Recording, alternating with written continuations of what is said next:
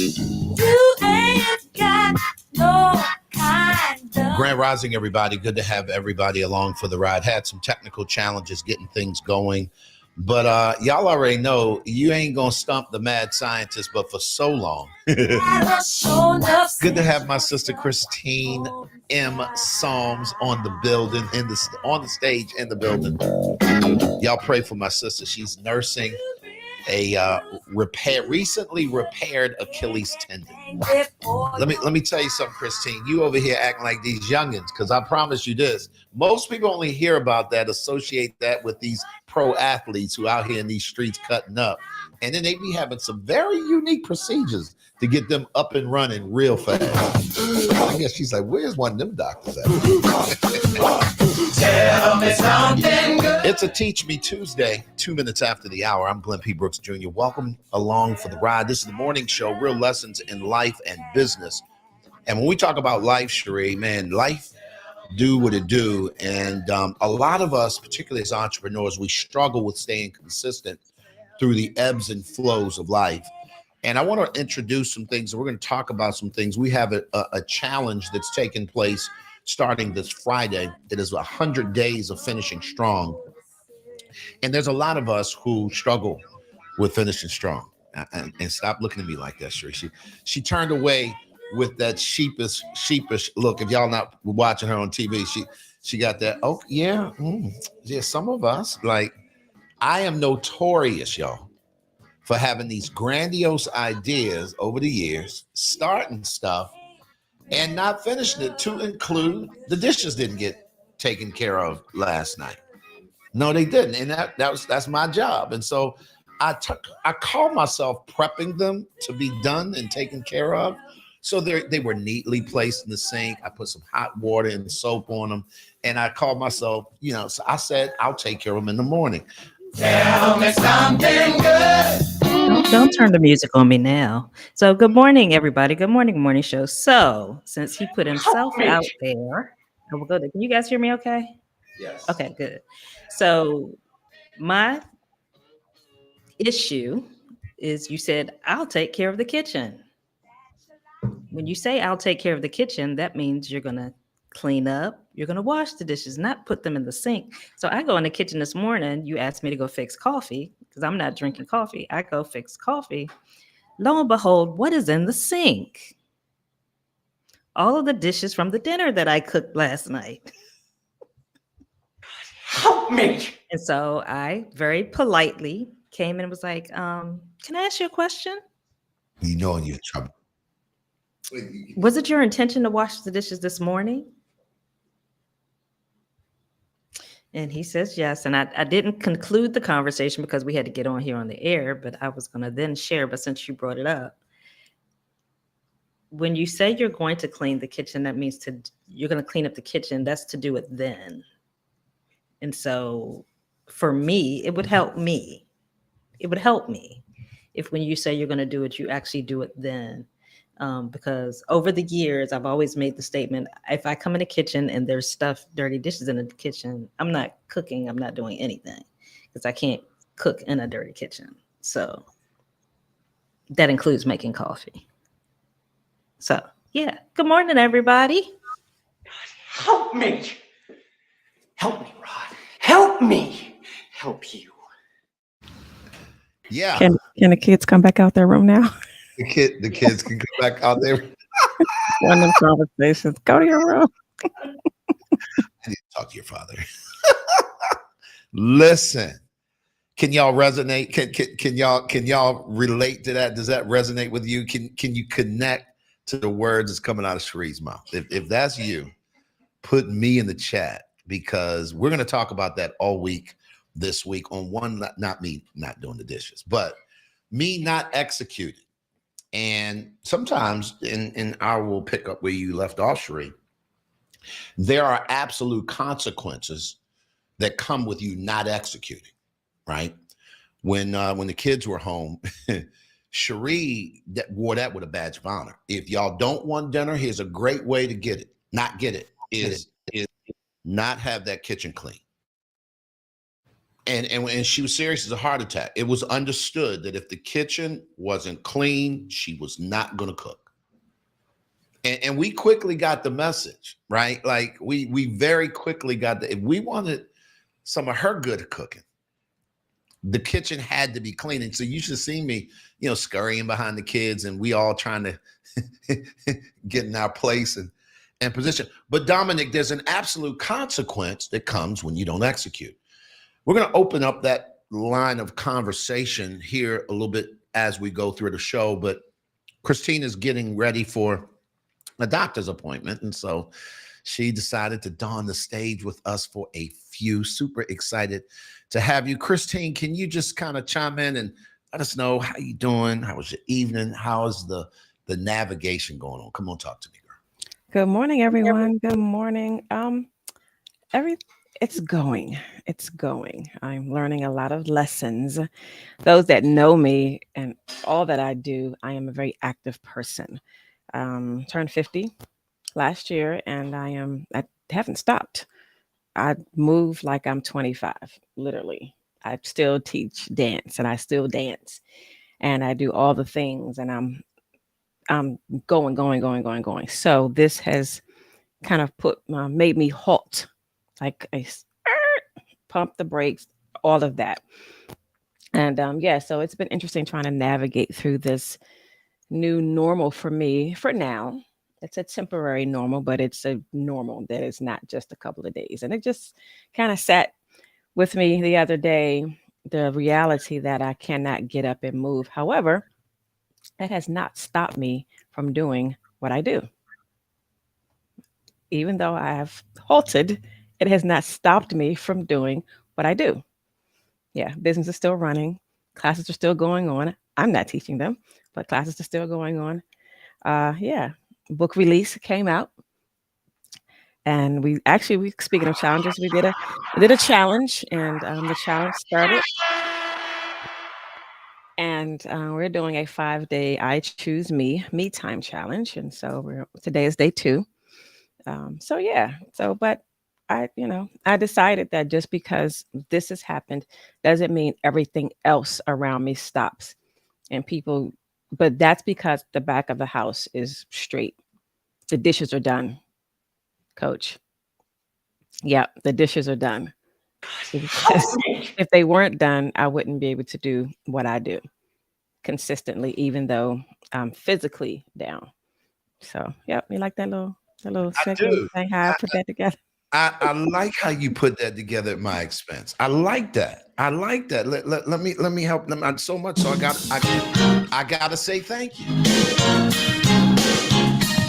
For those of you guys that just pull it up, it's 10 minutes after the hour. Great morning, Grand Rising, guys. If you have not shared the room, do me a favor, click the square at the bottom of your device on Clubhouse. There's a little arrow that goes through the top. It'll give you a drop-down menu of 3 different choices. Go ahead and hit the copy link choice and share this out to wherever you are socially, so that we can get people in the room. Also, we are live on KBCN TV, which means you can see us by way of Facebook, by way of YouTube, and by way of LinkedIn.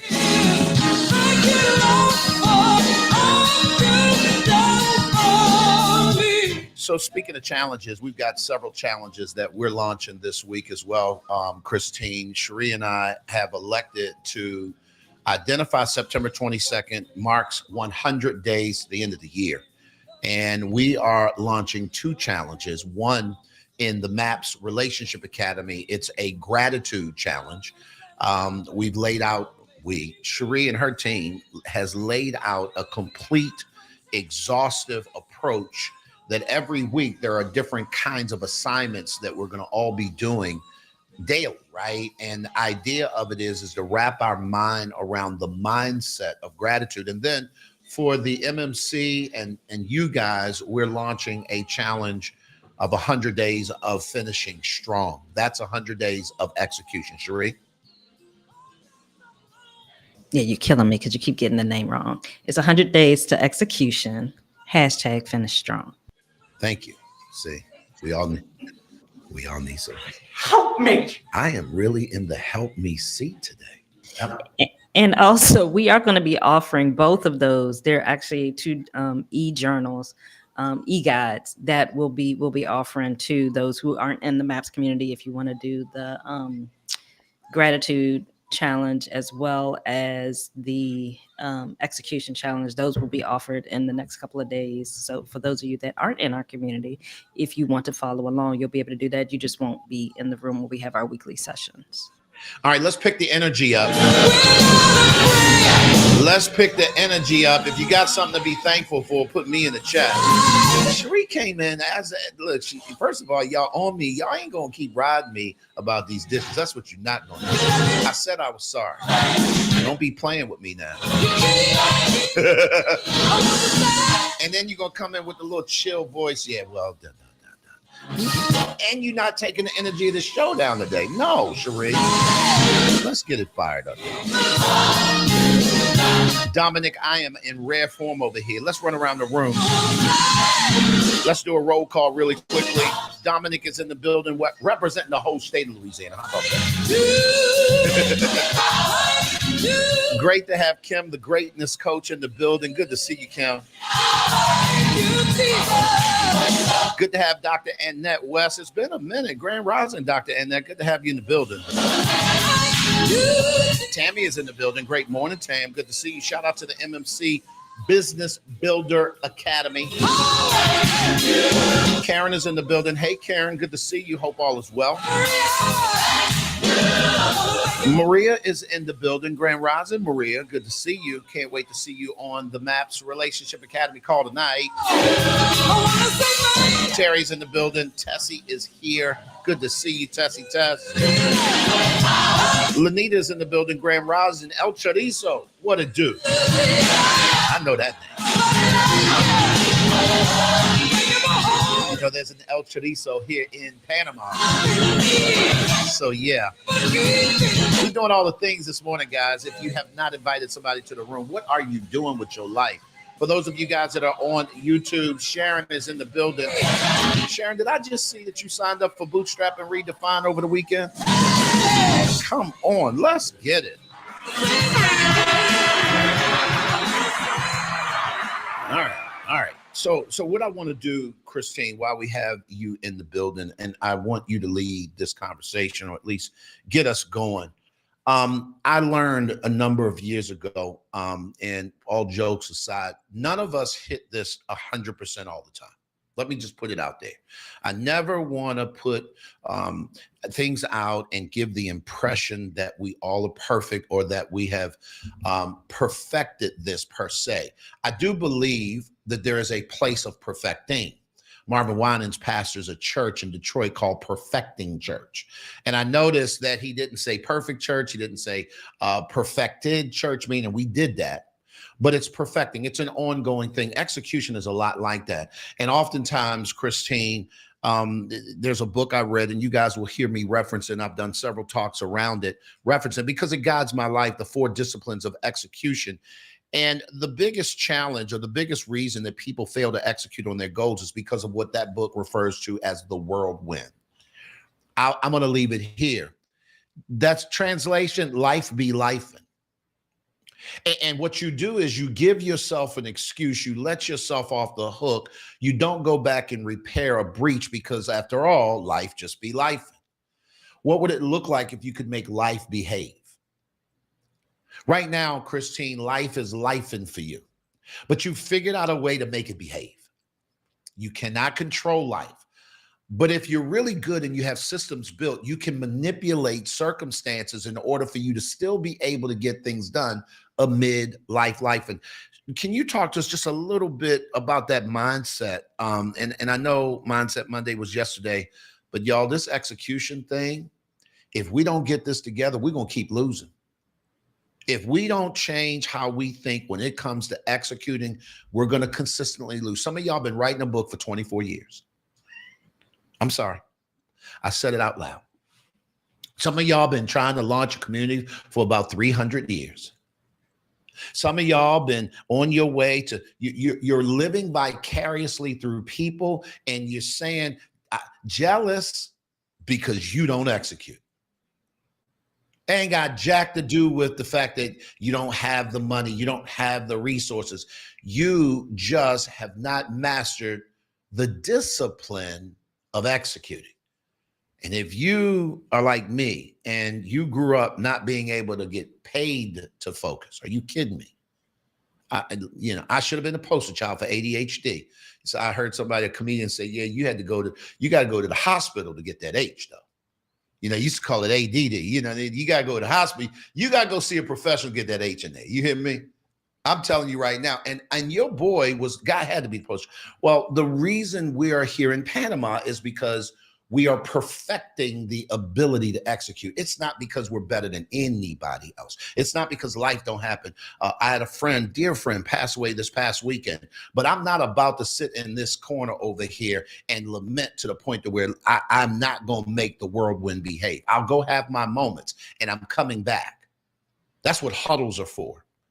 Ain't nobody got time for that because life is still moving. Christine, talk to us a little bit about this. And I want to kind of help people sort of peer maybe into your mindset around that. You've lost significantly when you didn't execute because you was overthinking something. Come on, talk to us. Oh yeah.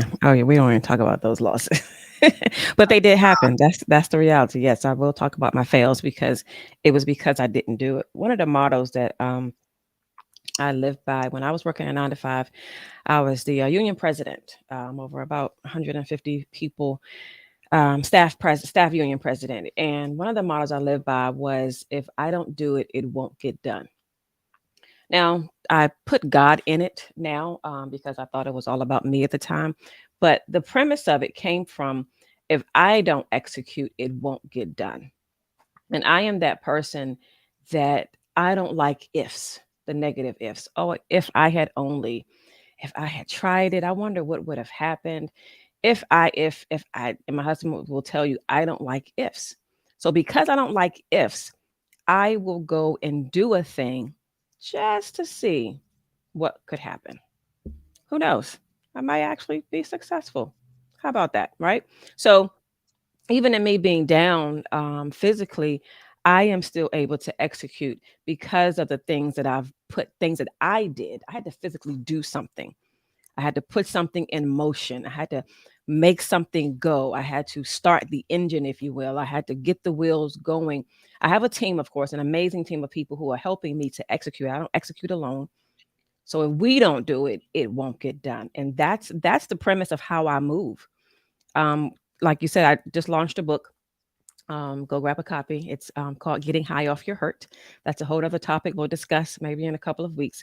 But this book has been in my brain since 2014. You talk about taking 20 some years to get something done. But 2014 is when the book entered into my thoughts, and I just began nurturing it. I started it and then I stopped. I started it and then I stopped. So in the beginning of this year, this was the year that I was going to be intentional and get it absolutely done. Had a target date. Actually was on a Zoom call with you, and I think Don was on the call, and it was all about, I didn't really have a date. It was just kind of like there, right? It was just, I'm going to get it done. I'm going to get it done. He's like, no, pick a date. Pick a date. Pick a date. I picked a date. It was August the 15th. And by golly, I got it done. Right. By golly. I got it done. I didn't sit in the, what if people are going to buy it, if people are going to. I did it. I executed. But before I had to put the work in first. I reached out to someone, as a psychologist, talked to them, did interviews, reached out to other people who have talked different aspects of it, and I got the work done. I had a team. I figured out it wasn't the how, it was the who that had to help me execute. So that's where it comes from me when I start thinking about getting stuff done and finishing strong and what am I going to do to finish strong? The question for me becomes, who am I going to have in my circle to help me finish strong? And something that I said to the ladies last night during a 5-day me time challenge. And one thing I said to them last night, the challenge is for it not to be a challenge anymore. That's the challenge. So if you're challenging us to finish strong in 100 days, the challenge becomes, I want to finish strong, period. Like, that's just what I do. I don't want it to be a challenge to get there. I want it to be so much embedded in me that I wake up finishing strong. You're not Beyonce say you wake up like this. No, I wake up finishing strong. That's just what I do because I have a team to help me execute and because the back of my house is in order. I'll yield there, Coach. So when we talk about the back of the house, is something that I learned 8 years ago when we started out in business, that I'm never going to be out of ideas. That's not going to happen.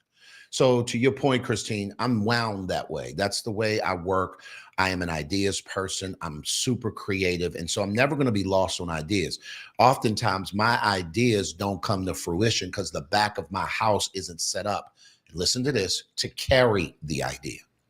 And I look at it as capacity. When we started this business 8 years ago, we quickly learned that I can have all the ideas in the world, but if I don't build the basket or the capacity to carry that idea, it will die on the vine. We're talking about execution this week, guys. And I noticed John is on the stage now. Rocky is here. Good to have you guys. 22 minutes after the hour, before we go to Teach Me Tuesday, at the top of the hour, we just want to unpack this notion of executing on Friday. And I'm sure they're going to be dropping links where you can sign up to be a part of it. We are launching a challenge that really is going to help you. My hope is give you the structure, give you the components to build the basket or the container that allows you to be able to say, no, finishing strong is what I do. Because all of us can say we're great starters. Everybody in this room, you don't have a problem starting the thing, pulling the trigger on some stuff. Some sooner rather than later. I do get that. But for the most part, entrepreneurs can start all day long. What we don't do well is we don't finish strong. And I know that to be true across the board because, again, and if you weren't here, we adopt this principle that the 4 disciplines of execution calls the whirlwind, and that is translated life be life. And so we'll drop balls and blame it on life. I'm not interested in that. I'm not interested in dropping balls and then blaming it on life. No, if I drop a ball, I'm blaming that on me. And then now there is a solution. Okay, so now that this ball has been dropped, how do I recover that fumble? Y'all hear me continuing to put on, how do I fix this? Because at this point, I got an obligation to myself to finish strong. And as you said, Cherie, do what I say I'm going to do. So y'all know them dishes are getting washed as soon as I get off. And I'm going to circle the wagon and make sure that if I put it out there and say I'm going to do something, it's going to get done. Now, whether or not I get Nina to come in here and hook that up or whatever, it's going to get done. Come on, Cherie, you itch it.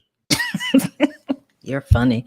Yeah, but I love how Christine, when she talked about how changing your mindset from just I'm going to make it happen to we're going to make it happen. And I think a lot of times for those of us that have been accustomed to us being the end all be all. And I'm going to talk about me. I'm not going to talk about anybody else. I'm the type of person, when I take on something, I take it on.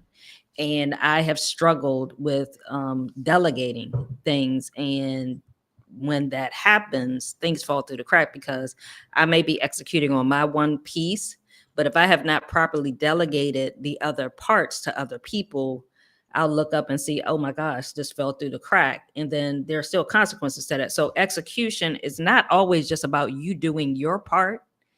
It's the follow through. Like Christine said, it's that back end, making sure all of that is in place, because without that, oftentimes you're not going to be able to succeed. And I think this also speaks to the mindset that we believe that we can actually achieve things by ourselves. Now, there are some things, yes, you can do by yourself, but a lot of times when we have these grand ideas, when you have a business, when you have something, you need assistance from other people in other areas. Very few of us are capable of doing everything, every aspect of our business by ourselves. And so you have to be able to properly delegate that. You have to build those systems in place so that you have people that you can rely on, that can come through and that can do these other pieces. So as a collective, you can execute. And so it's being able to learn how to have partnerships, even in a marriage. You know, I can't do everything here by myself. So that's part of our partnership, is us working together. And so making sure that I clearly communicate what my expectations are, what the goal is, so that Glenn can then execute on his part, so that we can then both have fully executed the mission at hand in getting things done. I love it.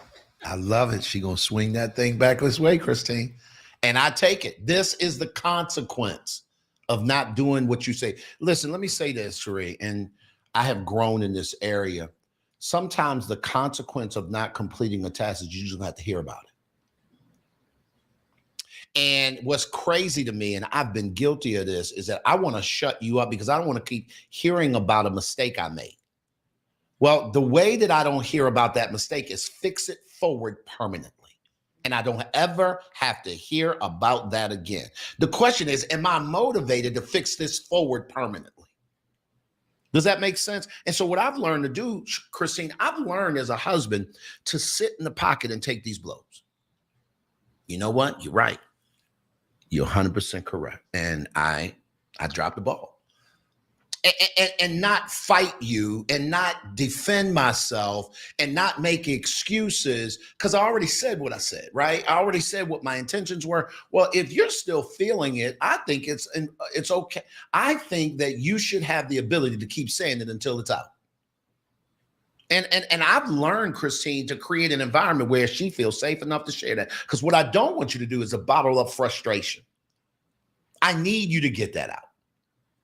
Sheree, Christine, you got your church thing. Yeah, I'm not going back to your thing, whatever you didn't do. But what I wanted to kind of piggyback off of what Cherie said, it brought my mind when you talked about the mission. It brought to my mind the what is that movie with Tom? What is his name? Tom Cruise. Cruise. Okay. Mission Impossible. And they ask him when he gets that secret, whatever, that briefcase, and is he going to accept the mission? And he always accepts the mission, right? Or there wouldn't be a movie. However, there is a whole team behind him, and the team isn't there telling him, yeah, bro, we got your back. Go ahead and accept it. He accepts the mission knowing already that his team is going to support him. And when I think about that, when you have that business, when you're trying to launch a thing, you have to know your team so well that they are going to have your back. So I think about this 100-day challenge of finishing strong and executing. That's the team right there, right? When they get into the Zoom room and every week or starting on the 22nd and you start sharing the idea, you start acknowledging, yep, I have this thing that I want to do. That's the first step. I have this thing that I want to do in the next 100 days. Then your team comes in. You have to allow your team to come in and say, okay, I hear what you're saying. Here is some ideas around how you can execute and make that happen for you. So once you've acknowledged it, then it becomes, okay, my team comes in and my team chimes in and says, this is how we're going to do this. That's what's going to happen on the 22nd. Then you're going to come back and report in. Hey team, guess what? This is what happened. I was able to do this, but I came into this hiccup that I wasn't expecting. What do we do now? The key word is, what do we do now? And I want us to move away from that mindset of thinking that I can't do this thing because I don't have enough people to do it. Oh, I don't know how to do it. Or I don't know where it's going to come from. Or, oh, that didn't work, so let me just not do it anymore. That's not the idea to have. The mindset is to say, okay, keep reporting back. Stay in the know. Stay with your team. Keep coming in and say, hey, team, this is where I am now. And this is where I am now. This is why I love the challenge. I love the fact that you are giving people a space, a ready-made team, if you will, to come in and execute. I'll yield. Yeah, man. It's 6:30, 30 minutes after 6 o'clock here in Panama City. It's 30 minutes after the hour where you are. John, Rocky, you guys are on stage. Just clip it up and let me know that you guys are in positions to talk and share and chime in on this. But we're talking about this 100 days of execution challenge that we're starting come this Friday. And the reason why I picked this Friday was because it's 100 days to the end of the year. And what would it look like that if every day you put a deposit on where you wanted to end up? What would that look like? And I think that a lot of us, and me included, we get really impatient sometimes and we're pushing a thing to get it completed. And I had to recognize you just don't drop 100 pounds in a month. You don't all of a sudden become debt free, in a year. You don't build a business. You don't write a book in a day. Does that make sense, Rocky? Come on, talk to me. Yeah, I know. I love this. I've always been excited about the 100 days challenge. I actually switched mine to be something huge. Um, and I think accountability is that part for me. For me, I changed mine to no alcohol for the remainder of the year. Because that's the only thing stopping me from losing these little itty bitty pounds that I have left. Because y'all know I love the spirits. So that, and also, can you hear me? I got the red bar. Yeah, just yeah, it's a little fuzzy, but we can hear you for sure. Okay, hold on. Yeah, so I think having people around you that will hold you accountable, and also the 100 days challenge, it'll probably be the accountability of me logging in to you guys as well. So I probably need an accountability partner to make me accountable to log in for the 100 for the 100 days challenge, because we're super busy, because I'm super busy and I have to be intentional about it. But it is important to have somebody, make you do things. And what I want to say for myself is making sure that it's something that's actionable, that'll take me to the next level, not to just do stuff just to do stuff and say I did it and yay, cheers, and I still haven't moved forward in my, with myself or my business. So that one goal will help me. I love And it. then business side of it is automation things still, but that's going to move me forward. So just to make sure that everyone remembers that as well. No, I love it. When you download and you go to the link in my bio on Instagram or at the top of the room here, you click the link, it's going to lay out for you, how we're laying this out. This is thank God for my wife and her team. It's highly structured. This is something that when you get in this challenge, all the components that Rocky just talked about are definitely built into that. I believe that those systems themselves, as we honor the system itself is going to make us be accountable. Because what's going to be hard, listen to me very carefully, guys, and I have struggled with this over the years. What I know is that every major change that I've ever done in my life, every pivot, every adjustment that I've made that's been successful has always come through the accountability of other people in the room. And I often like to remind people, I can't hold you accountable to what you don't want to do. That's for I do not have that kind of power to make you do anything.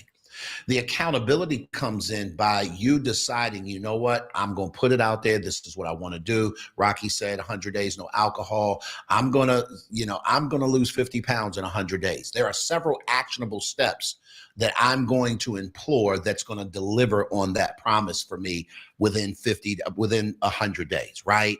The truth of the matter is that step one, I'm going to have to buy a scale and put it in and get on that scale and look at can I measure? Am I going to measure, or how do I measure that this needle is moving, right? Because if I practice like I have been not getting on the scale, I don't know what I don't know. And so for me, this is going to create structure around that. Cherie has already gone out and done all the food prep. See, the thing is, I've done enough things and I've been able to accomplish enough things. I know what works for me. That is never for me, a room of people killing the game works for me. I can't be around you, Christine, and watch you win and it not do something for me. You ain't got to say a word. All I do is watch you move. But if I'm not in a space where I get to be in touch with what you're doing, that's where I lose. So if I stay in a silo and I don't get a chance to be closely related to your wins, I'm not motivated to get up and do the thing. So for me, I know me well enough to know the minute I step foot in a room, and here's the other part. When I'm leading the charge, now I got to make it happen now. I've put myself out there to lead a charge. Here's what's not going to happen, Rocky. I'm not letting you get across that finish line before me. Now the competitive thing starts, and there's no way that Rocky is going to, I'm going to start this thing, and then Rocky's going to beat me to the finish. That's not happening. It's not happening. So I don't know if that makes any sense. Cherie, you got your hand on the button. Come on, talk to him. Oh, wait a minute. John's opened up, and then we'll go to John, and then we'll go back to you. Come on, John. Yeah.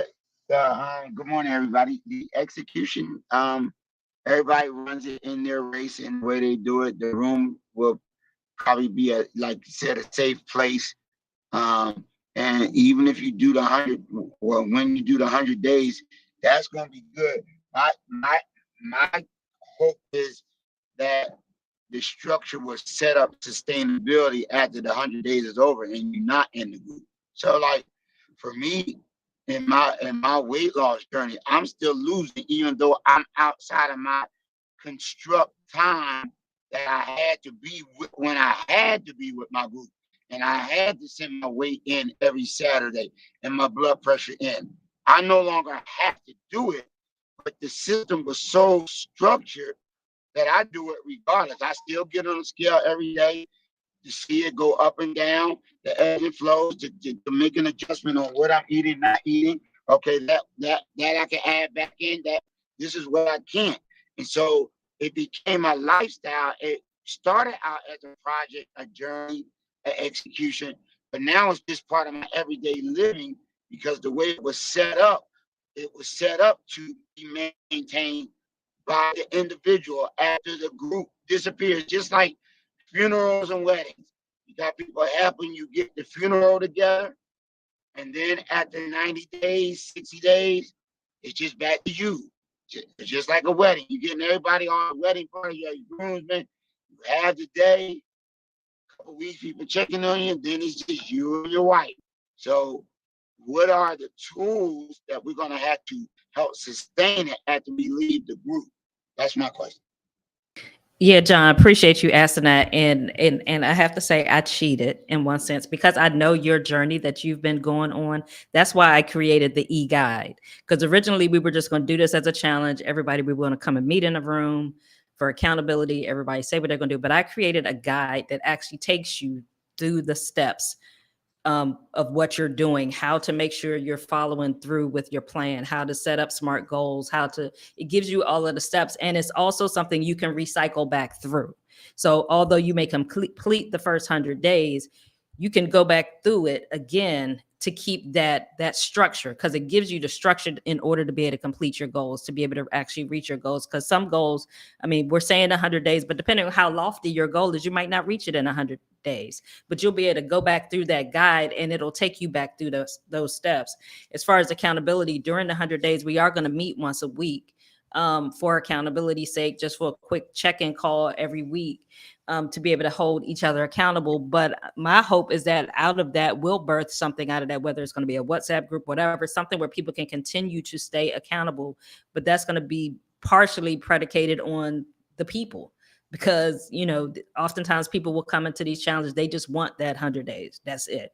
But if there definitely is a desire for that, we have no problem with staying in contact with people, keeping some way of communication so that you can continue to stay accountable. But I did, knowing your journey and what you've been on, I understood how important having a structure was for you to be successful in what you've accomplished over these last, I don't even know how long you've been doing it now.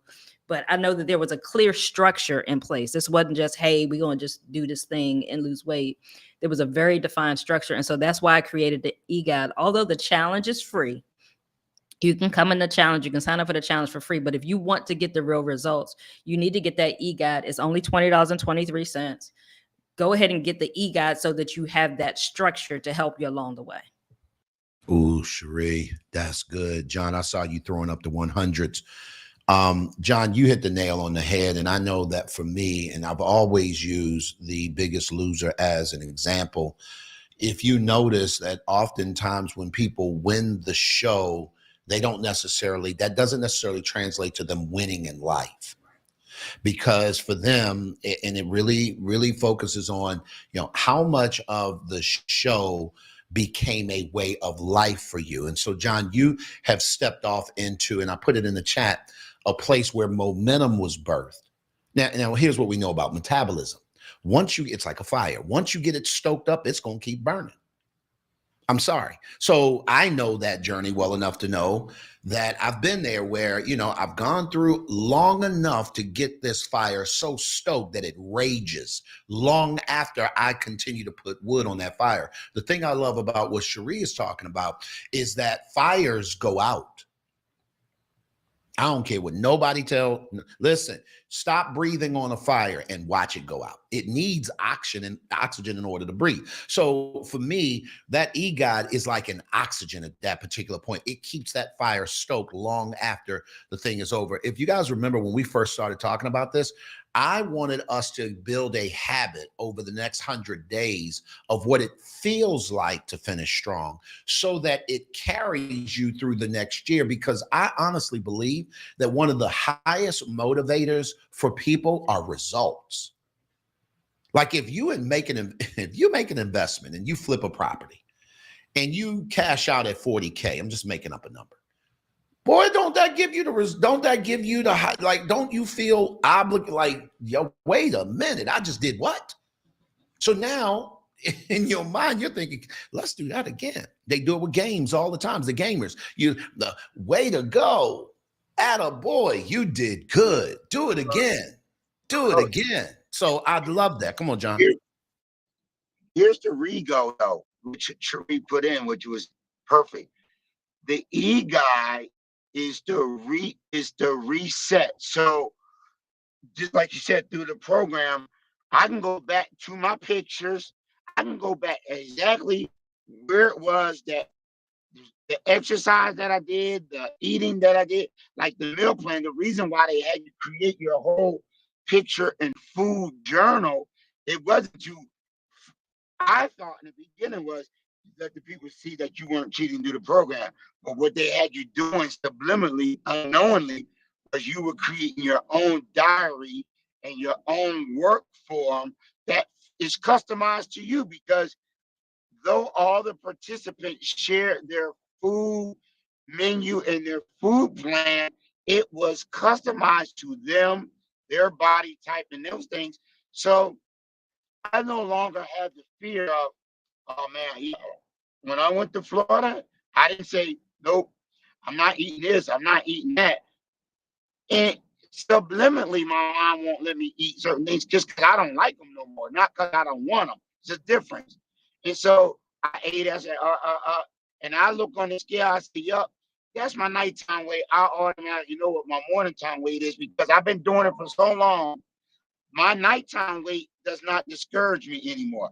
I know what happens with my body at night. I know if I drink this a certain amount of water, I know what happens. I already added intermittent fast, but for me, that's on page 13 in my journey book I had, or the e-guide that Sheree has created. You'll be able to go to page 7 and say, okay, yep, this is where I got off. I'll pick right back up right here, and you'll reset without beating yourself up. So that's where the sustainability comes, when you have a guide to go back and reset and just start again. It's okay. It's all right. You will fall off. I fell off, but they taught us not to beat you up, that falling off didn't feel like anything. It was like, oh man, okay. All right, page 7, step right here. Bam, let me get right here. Okay, tomorrow I'm gonna start a fruit fast that will restart my metabolism. And I'll do an apple fast. So 4 times out the day, I'll have an apple and I'll have water. And then on the next day, I'll be ready to go back into my food program. Just that simple, not deep. I had to go exercise 1,000 hours. I went back to fasting, my fruit fast, then my water. And then the next day, I restarted my food program, my meal prep, like I'm supposed to be doing. So that mystery of, oh my God, that e-book is going to help us get back and say, all right, here we go. This is what I did in 100 days.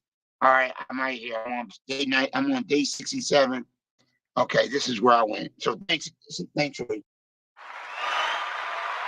No, that's good. John, there's every physical trainer. I never will forget. Years ago, I hired a trainer. And I was a little upset because after about 6 weeks of me doing everything he told me to do, y'all, and I mean, he was there to co-sign. I'm there at the gym. I'm doing all the things. I'm going through the regimen. And this was years ago. I was working in radio. I'll never forget this. I said, man, I'm a little upset. I'm not seeing any results. That was my language. I'm doing everything that you're asking me to do. And he said, are you? And that question he asked, it rang through my soul. And then so my response is, yeah. I mean, I've been here every day. He said, but are you doing everything? He said, where's your journal? Where's your guide? Where's your notes? Let's talk about your diet. Listen, I was like, okay, stop. I'm not doing everything. And here's the thing, John, and I love this conversation, guys. If you're just jumping in the room, you know, we're talking about this execution challenge that we are creating, and we're going to start on Friday. Download the link and get more information about it. This is a structured program that Cherie created along with her folks, and it was crazy to me, babe, is that you have thought about that. But when I saw this guide, y'all, I was so impressed. I said, oh, we got to make this thing available for sale. Like, we got to sell this. There's no way that you put this much energy and time into this and thought without, no. And so we just decided to put a nominal $20.23, obviously 2023, something ridiculously nominal, Dom, because the idea is that you are going to get results as a result of going through that. I guarantee you, if you go through and you do everything that the guide is telling you, because she did it off of research. This wasn't something we just made up out of our head. We went to some proven methods and things that we've done over the years, things that we've watched other people do, and we put that stuff together. And as she was creating this along the way, she would check, and I was like, ooh, do me a favor, make sure this. But this woman went through and created something, y'all, that I think is going, I know will help you get to the place. There's no better feeling than after a prescribed amount of time that you actually pull off what you said you were going to do. I just absolutely love it.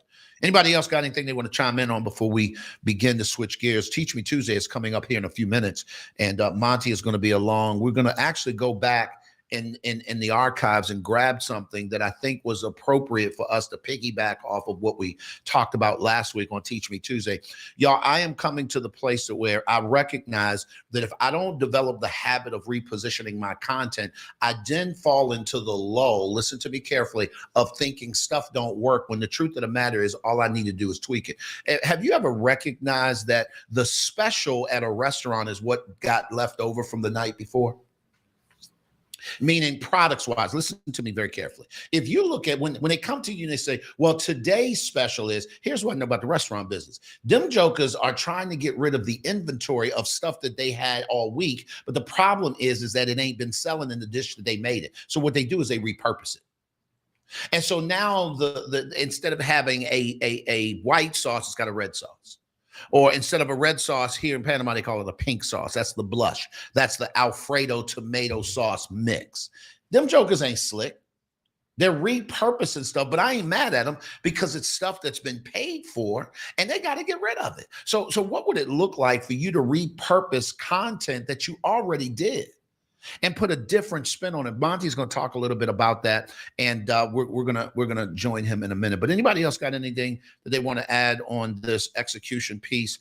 If not, I do want to run around the room really quickly and talk a little bit to the people. Brothers and sisters, let's go. I want to welcome you back to life. Speaking of life, I had a chance to watch Kirk Franklin's documentary, Father's Day, 35 minutes of the most powerful piece of content I've seen him put out in years. How can it be that you love the most unlovable part of me? Let's go. Dominic is in the building. Grand Rising, great morning, my friend. Good to have you along for the ride. Tammy is here. Karen is here. Maria is here. Life was the only gift I ever need. Terry is in the building. Tessie is in the building. Hey, Lanita, good to see you. Alicia is back with us. Good to see you, Alicia. Hey, Chandra, what up? Dr. Nicole is in the building. That's the Afro Puff doctor right there. That's the one I told y'all. Don't mess with her. She rocking her Afro Puffs today. Hallelujah. Dr. Pam Fawcett is in the building. Good to see you. Dr. Pam Malika is in the building. Hey, Nona, Grand Rising. Keetra's in the building. Good morning. Good to see you, Keitra. Latondra, good to see you. Mama Schultz is in the building. Dr. Annette, good to see you. Let's go.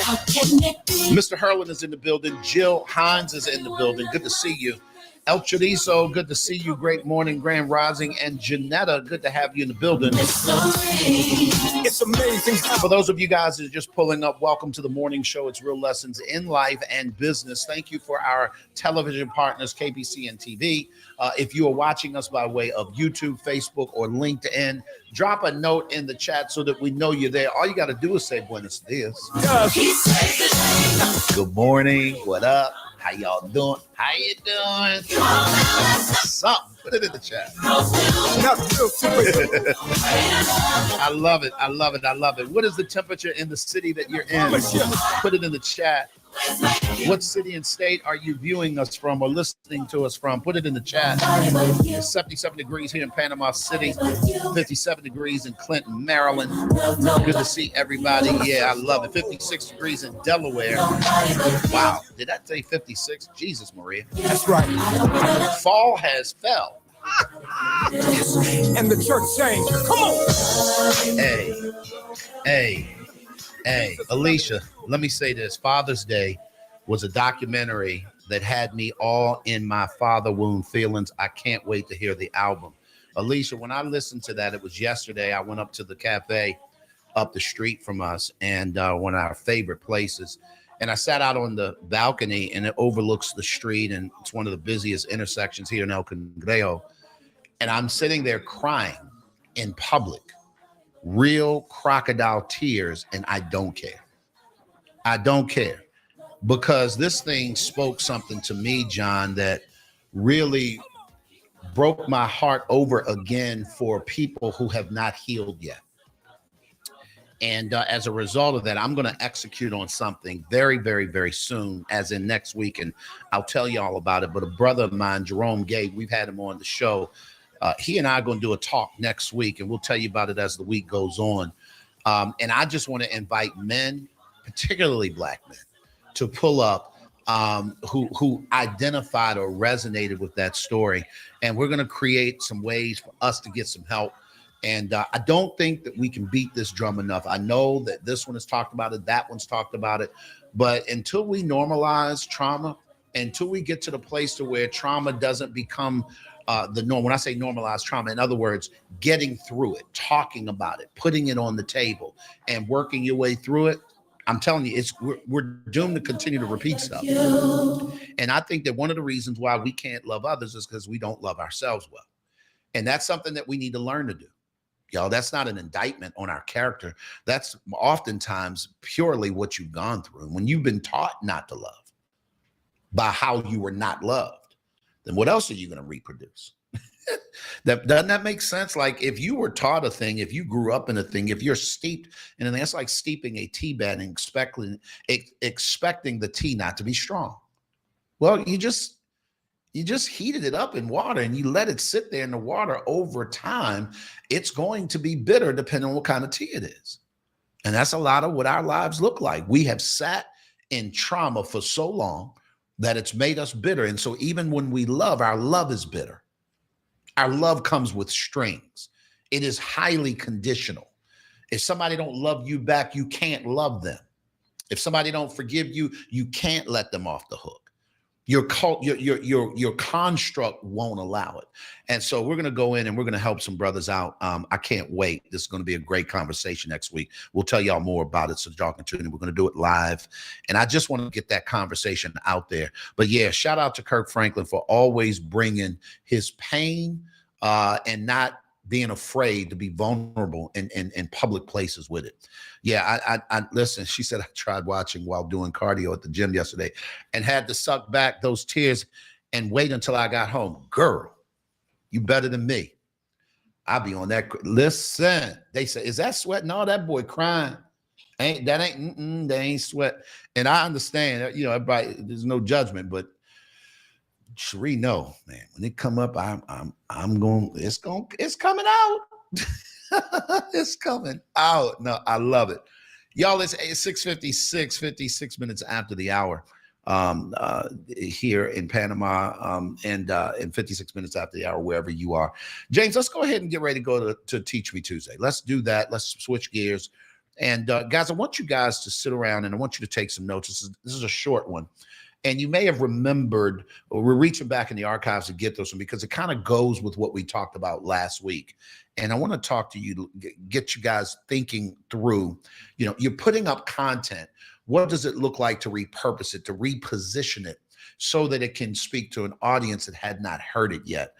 You would be shocked and amazed how something that you did on one platform, if you take it and retool it just a little bit, it can live on another platform and quite frankly, grab traction that you never got on the original platform. With that being said, y'all, let's welcome my guy, Monty Weaver, to the stage for another edition of Teach Me Tuesday. Let's get it.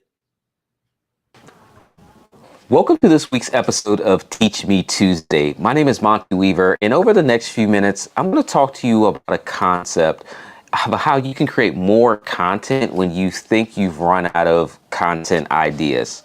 Now, if you're anything like me, where you have repeated yourself over and over and over again on certain concepts, you kind of want something fresh and new, not only for your audience, but for yourself as well. What's a new angle that you can provide your content to your audience of people that know you, and especially those people that don't know you? What can you talk about? So let's kind of walk through some of the different ways that you can create new content ideas. Now, one of the first and most exciting way that's happening right now is AI. The various AI technologies that allow you to plug in a phrase, a keyword, or an idea, and it provides you a lot of different options. Now, this is one thing that I've been doing more recently with my YouTube channel, is having a product, because I typically talk about technology related items, and trying to find new angles to come at the audience with. Because quite frankly, I don't like just reviewing electronics. That's what I do, but it gets monotonous, it gets boring. So what can I do to bring a different spin, a different perspective to not only appeal to my audience, but just make me happy and actually want to create content? And so one recent product that arrived for me was a PTZ camera, a camera that allows you to pan, tilt, and zoom. And I've reviewed a lot of these types of cameras, and I didn't want to do a typical review YouTube video. And so what I did was I went into ChatGPT and OpenAI, for those that reference it that way, and I told it to give me some suggestions for a YouTube video. And it gave me some suggestions for a YouTube video that I'm actually working on right now. And quite frankly, it gave me a lot of suggestions, things that I hadn't ever even thought about doing. And it gave me a fresh way to look about how I was going to be creating this content. Now, going forward here and some upcoming episodes of Teach Me Tuesday, there's another way that you can have some fresh new content ideas. And this involves bringing in some additional people that are in your space. One thing that I like to do a lot is just have good conversations with good people and good conversations with people that are in my relative space. And in 2020, I did a lot of interviews. So if you're thinking of how you can create new content without being bogged down into what do I record, what do I say, or even what fresh perspective I can put on this content, I want you to think about how you can incorporate interviews. And I want to walk you through the process over the next few weeks, but I wanted to take this episode to kind of walk you through the concept and some of the things that you'll be seeing in these interviews. So one of the things that I really want to do is provide more information to my audience, and especially a different perspective and even some more expert level information.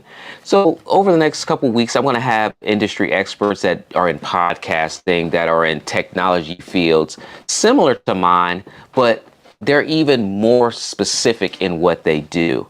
And by having interview guests on, it doesn't force me to have to create a whole entire script of what do I talk about on social media this week, or what clips can I parse out of a YouTube video to have as my shorts content for the week. By having on a guest, by setting up an interview, you can actually interview the guest, have some great questions available, and that guest is now going to help you create that social media content. And our audiences, they're actually going to enjoy that.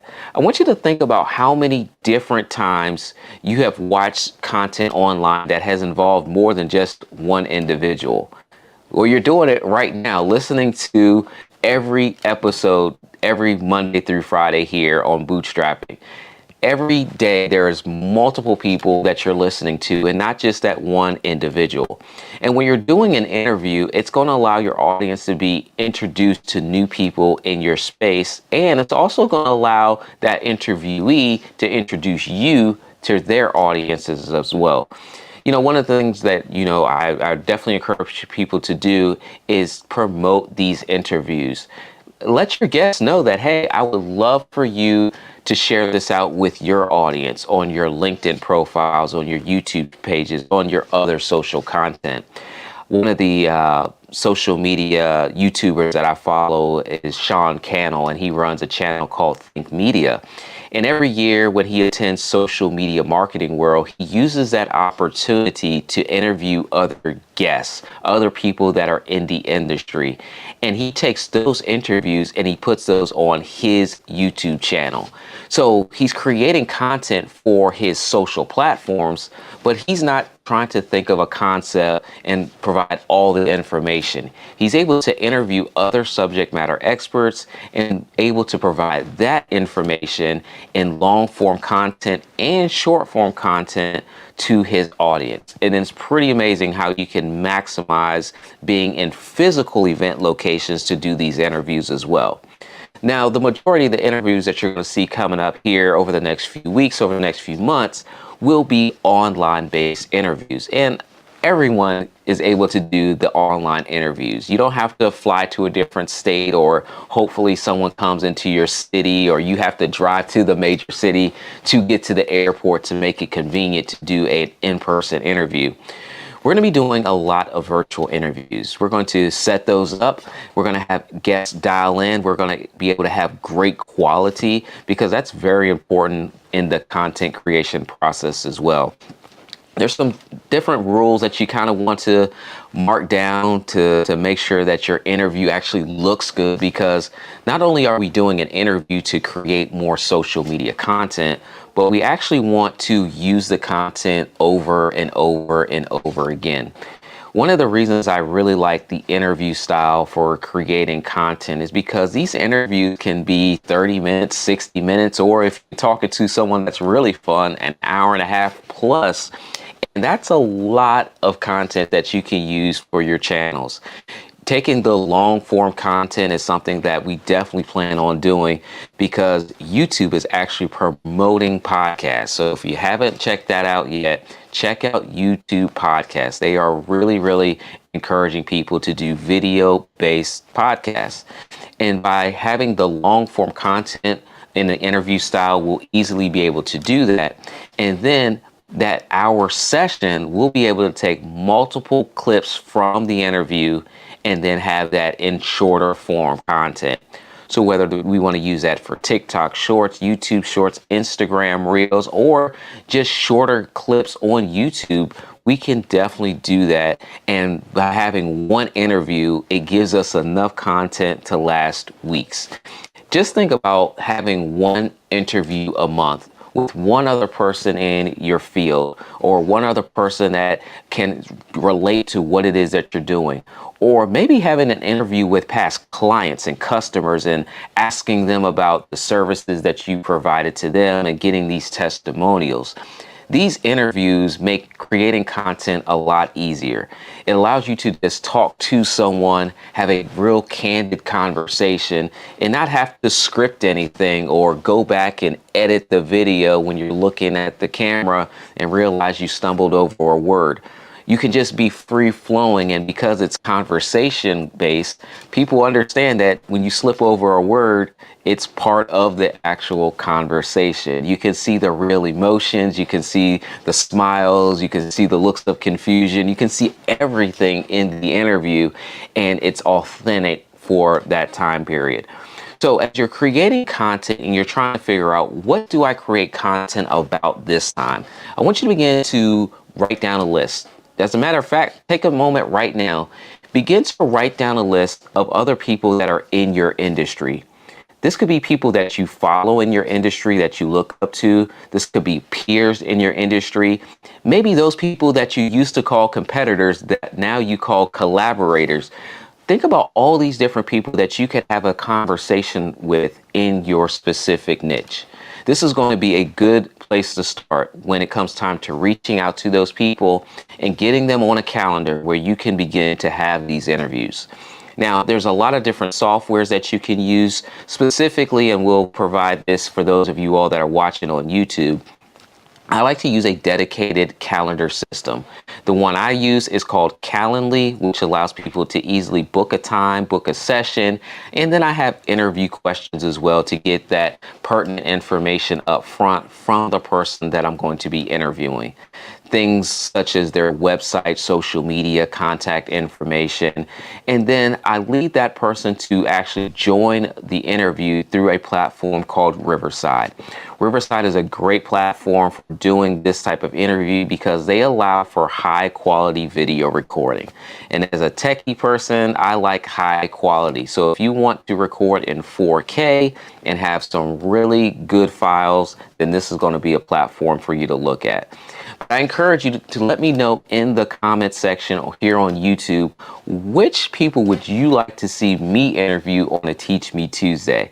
Because we're going to reach out and have some great, amazing guests to make sure that you guys are getting the content, the information that you really want.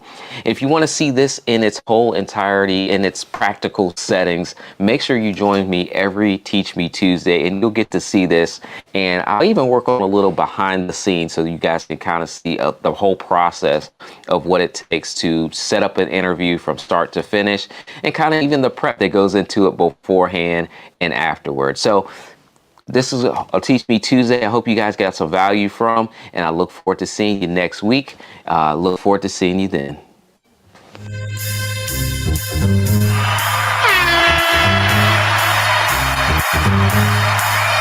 Welcome back. Listen, really quickly, it's a Teach Me Tuesday. Did you get any value? Put me in the chat. You'll also notice, for those who stepped away from your devices, I posed a question. If you want to be interviewed right now, I want to bring you up on stage and do an impromptu 5-minute interview about you, your business. Maybe you just recently launched a book, a program. Maybe you are looking for some traffic into a digital course that you're doing.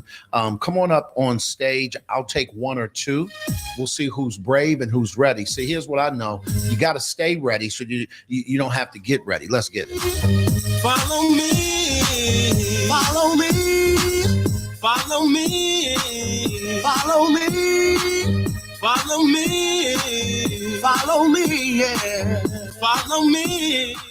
Particularly talking to business people, you're running a business, there's something that you're doing and you want to generate traffic against it. Let's go ahead and get Alicia up on stage. She's taken the challenge, and let's go ahead and have her come through, Alicia. We must stop fighting to achieve the peace. It's a Teach Me Tuesday. Every Tuesday at around this time, we often will have either Monty or Christine come through and they'll share, and they're teaching us something that we absolutely can execute on. And Monty's talking about this content repositioning. I can tell you that I have lived in this world of being able to repurpose content relative to interviews that I've done with people.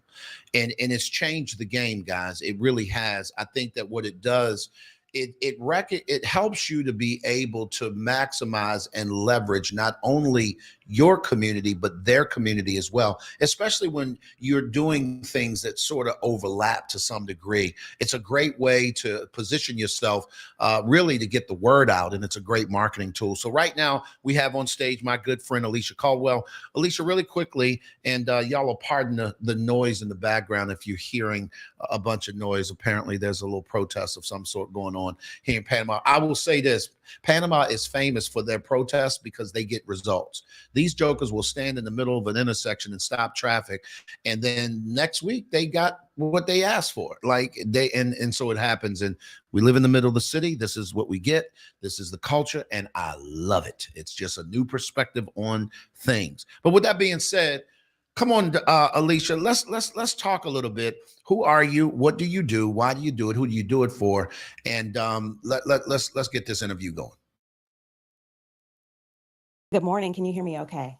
I can hear you just fine with that velvety voice. Come on, girl. You were built for radio. I don't know if anybody ever told you that. Thank you, Glenn. I appreciate it. Good morning, everyone. Thank you for bringing me up, Glenn. I'm Alicia Caldwell. I'm a licensed professional counselor turned mental empowerment speaker, and I help people who are champions on the outside to be champions on the inside by becoming better stewards of their mental health.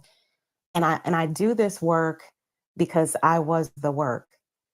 I was that woman that was checking off all the boxes on what I thought it meant to be successful, and I was still stressed, overwhelmed, and unfulfilled. I had experienced a variety of different traumatic experiences in my own life, which led me to the clinical field because I wanted other people to have what I didn't have. And that was an avenue to heal from the mental and emotional pain that I experienced as a child. So I do this also for a legacy for my two daughters because as a woman, as a mother, I wanted to heal more so they would have to heal less.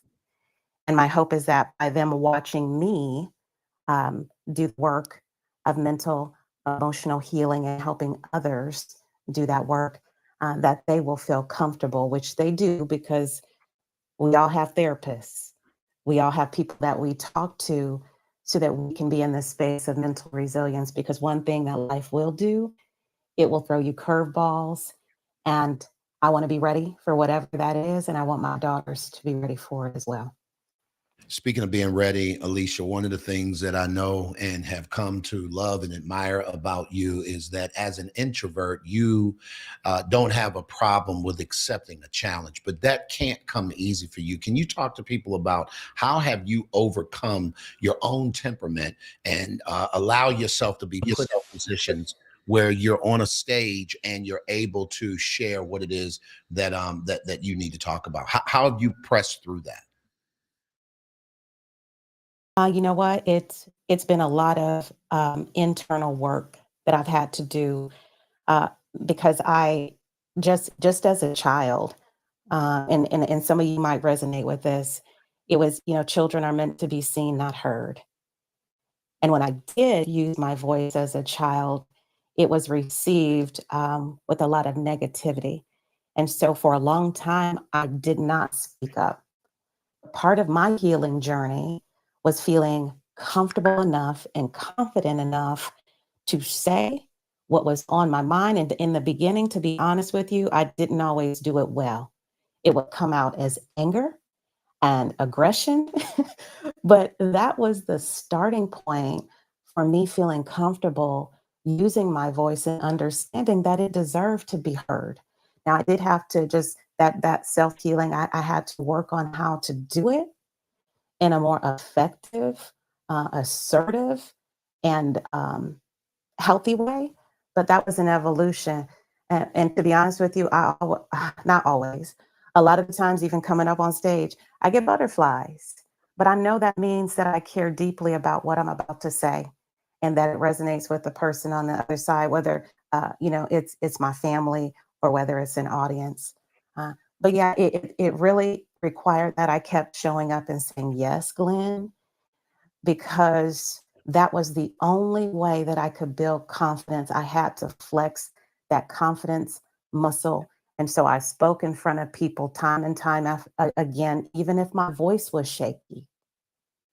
I would get up and I would speak because I knew that was the only way that I could do it better. Alicia, I'm going to toss this to Cherie. She wanted to ask you a quick question. And guys, all we're doing, for those that just popped in the room, is we are executing in real time what the Teach Me Tuesday content repositioning was all about. And when Monty said you should get into the practice of interviewing people on your platform so that you can repurpose this content, here's what I know. This is being recorded right now on YouTube. Alicia can take this interview, take it off of YouTube, cut it up, and repurpose this to her audience just so that people can know, like, or get to know, like, and or trust her. Cherie? Yeah, Alicia, I appreciate you coming on stage and sharing today. And I completely resonate with your story. I resonate with your journey in a lot of ways. The question that I have for you is, as a mental health professional, you have somewhat transitioned to being a coach. Why coaching? And what do you see as the benefits, from your opinion, of coaching versus, or how do you see coaching, the effectiveness of coaching being different from the effectiveness of therapy for individuals that are going through challenges? Um, here's the thing with me. I have been coaching as a therapist probably for the last 13 years, but they weren't calling it that. So I was working with military populations for a little over a decade, and I was doing what they call non-medical solution focused counseling, which is basically helping individuals. We weren't diagnosing or anything like that, helping individuals who were at a mentally healthy baseline to move from where they are to where they want it to be. And what I realized after I had been doing that for a while and I started hearing more about coaching, I realized that just because I had the credentials, I wasn't calling it coaching. I was calling it, solution focused counseling, but that's what I had been doing. And I recognized that not everyone needs long term therapy. There's value in both. There are some people who are going to resist coming to me as a therapist because that is more, it can be more long term in nature. If they're coming to me and they're using insurance, a diagnosis is going to be required in order for the services to be reimbursed. And there are a lot more restrictions that come along with the therapeutic process in that context. Not everyone needs to go back to unpack their childhood trauma or experiences. And there's nothing wrong with that, like I said, but it's a different approach. There are some people who are going to want to come to me on the coaching side because I'm able to get them more quickly to where they are, to where they want to be. And it's more solution focused, it's short term, and it has a different type of structure where I'm moving them forward more quickly versus going and doing, the historical rundown of where they were, how that has affected them. And like I said, it's two important processes and two different people. People will be drawn to different aspects of therapy. So I would say therapy is going to be, if there is a more long-term issue that you need to resolve, and that person is going to have their credentials or they'll be a licensed mental health provider in some capacity. And then there's the coaching route, which I do as well. And I take off my therapy hat. I refer people to therapists if that's what they need instead. But it's going to be more short term, more goal oriented. And it's going to be absent, if you need it, it's going to be absent of, dealing with the layers of maybe trauma and adversity that maybe you faced in the past that you still need to deal with. I hope that made sense. And I yield the mic. Yes, it made perfect sense. I appreciate you sharing that because, and I don't know if you know, I actually did go to school to get my psychology degree, and I decided not to go further to become a therapist because I approached it more from a coaching perspective. I'm definitely solution based, and it was interesting to hear you're the first, I think, actual therapist that I've met that is actually coaching as a therapist, and so I appreciate you sharing that. That is so good. Real quick, Alicia, one of the things that I just put in the chat, and y'all, is this impromptu interview going well for you? Put me in the chat. You're getting some value out of this. I'm literally executing what Monty just said do. And I hope y'all, I'm doing this for you to see what it looks like to take the excuses off the table. If you need to get ready, go get ready and then stay ready. Alicia, quick question. Last thing I want to share or ask. I put in the chat the deep dive versus the free dive. So if you think about diving, a deep diver has a ton of equipment. They're going to depths in this pool or in this body of water that, quite frankly, are very dangerous and they're very delicate. And if they make one wrong move, it can be bad, really bad. Free divers don't wear any kind of equipment.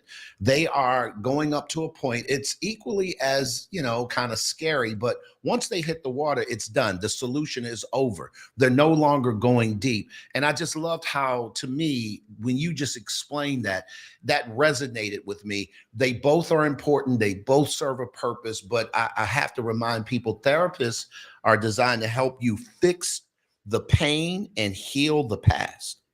The coach is designed to create a game plan for you to execute in the future, and it's very cause and effect.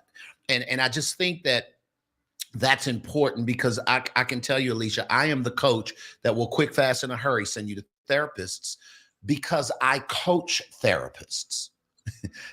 I'm the coach that therapists call to say, I need a coach. Right. And over the years, it always blows me away. Like, you got how many degrees and you asking me to do what? But what I realized, and it took me a minute to figure that out, we're very different. I mean, we share some similar spaces in some regard. We all are interested in getting in the water. But some of us are going very deep into the water and some of us are not. Alicia, you got anything that you want to help people understand about how they can work with you? Anything you want to share before we get out of here? Yes, I just want everyone to know, if you'd like to follow me, my Instagram handle is at live like her and the number 2. And this is something that I'm sharing for the first time publicly, Glenn, and I love your room, so I'm going to share it here. I've actually completed my first book, and it is in the final stages of editing and getting it.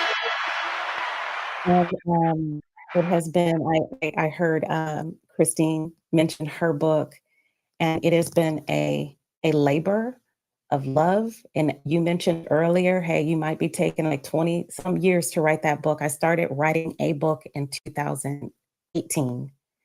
This is not the book that I started then, because I'm not the woman that I was then.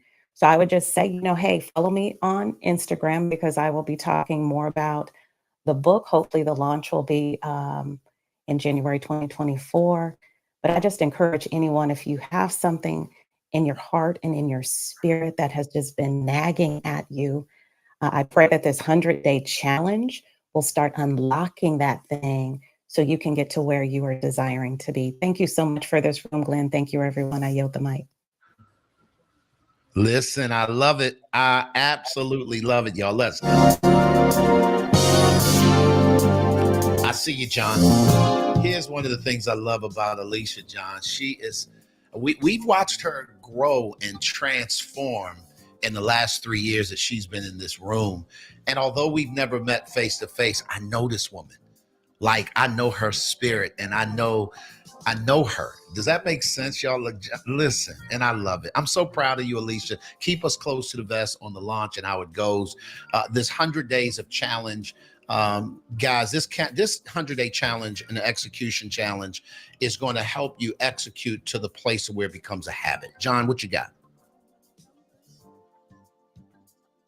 Yeah, I was listening to Alicia, and I'm excited to hear about that. Are you in the position, do you service teenagers 16 and older?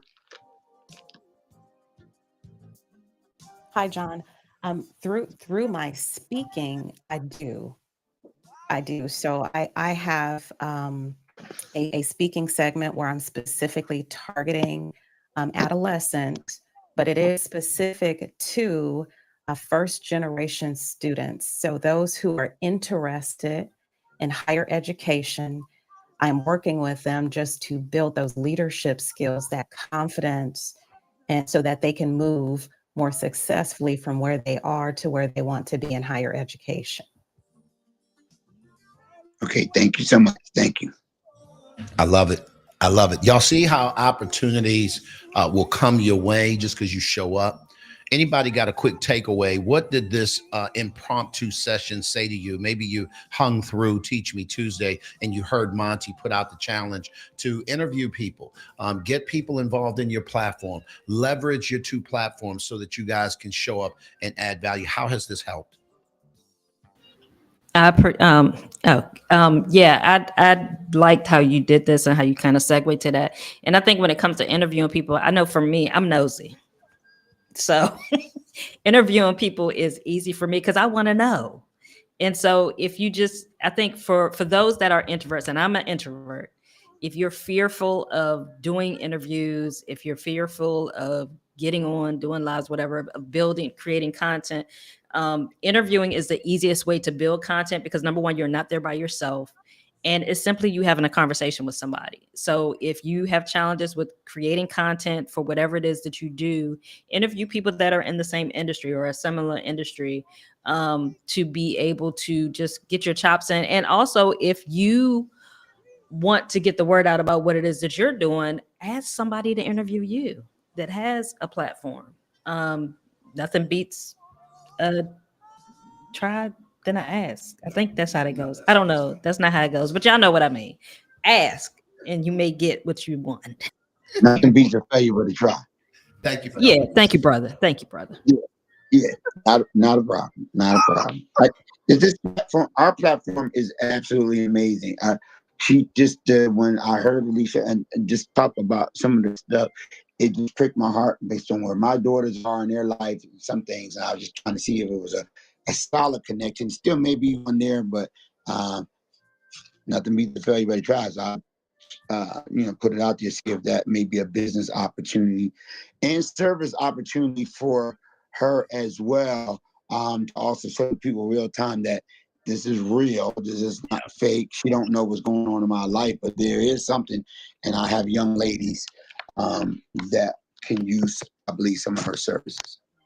No, John, it's funny. And Alicia, one of the things that I'd encourage you to do is maybe reach out and jump on a call with John, because I do think that because of what you've navigated through, even if you're not in a space to directly help him, what we know is you're in an industry where you got 1,000 colleagues that you know of and you know their work well.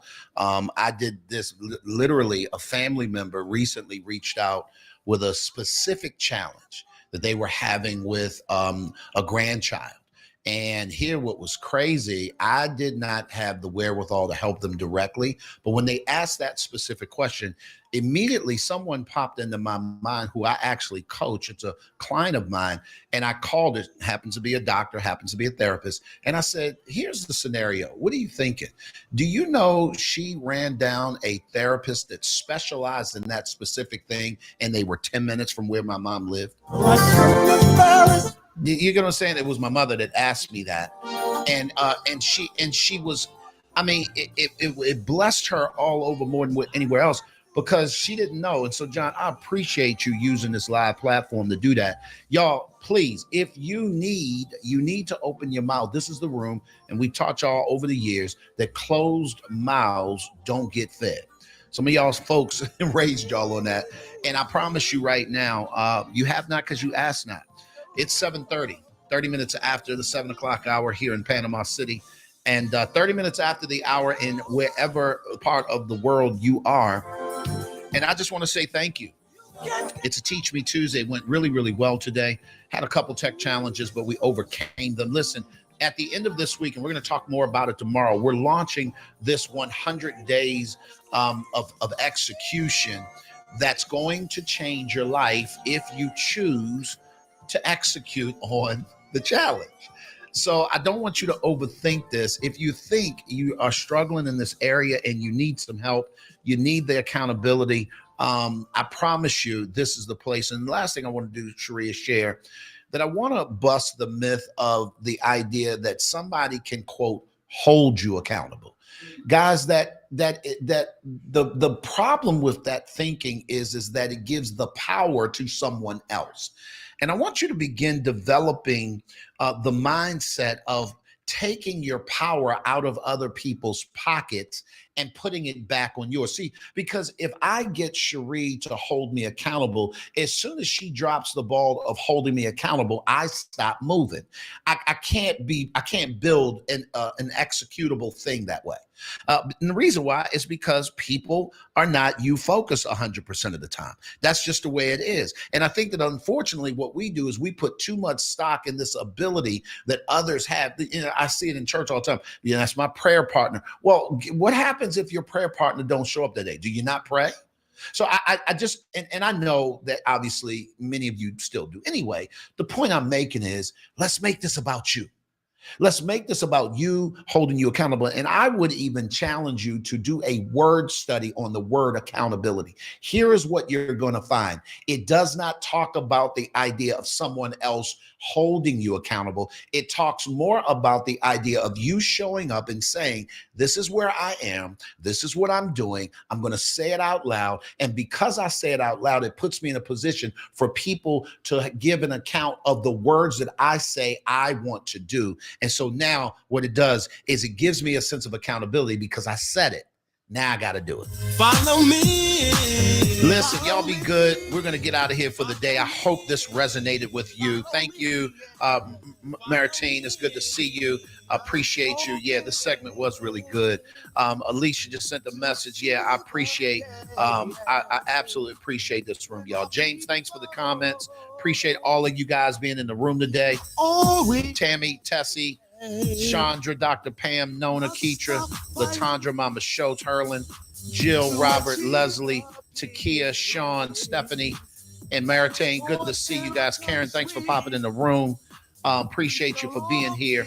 Y'all, at the end of the day, here's what I know to be true. You cannot get to any place of significance by yourself because we all need some help.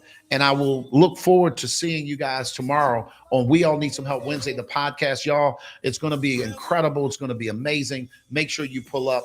Y'all be good, and we'll see you back tomorrow. Appreciate you, KBCN, for being our television partners. For those of you guys who are viewing us by way of Facebook, LinkedIn, or YouTube, good to have you today.